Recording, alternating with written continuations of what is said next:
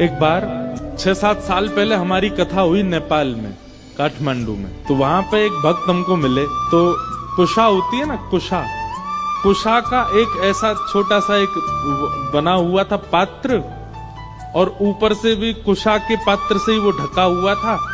तो वो लाए, बोले महाराज जी मेरे गोपाल जी के दर्शन करो।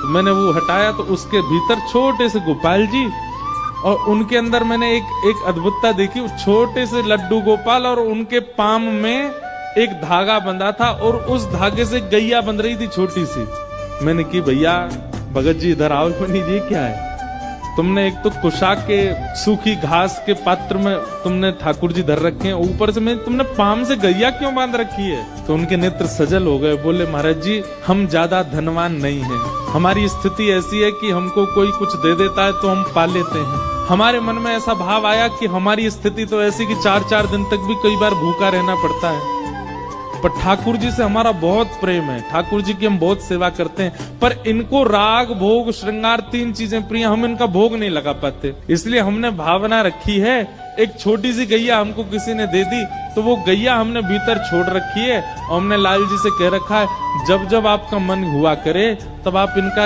इनका जो है दूध पी लिया कीजिए, और हमें छोड़ के मत जाइएगा, भले ही चाहे गैया के दूध से ही पेट भर लो, हमें छोड़ के मत जाना कभी। और वो क्या बोले पता है, आपको सुन के आश्चर्य होगा। बोले महाराज जी ठाकुर जी के लिए भोग तो मैं रोज नहीं लगा पाता, पर रोज थोड़ी बहुत घास तोड़ करके गैया के सामने डाल देता हूँ भीतर। मैंने क्यों? बोले गैया पालेगी तो दूध बनेगा, ठाकुर जी दूध पी लिया करेंगे।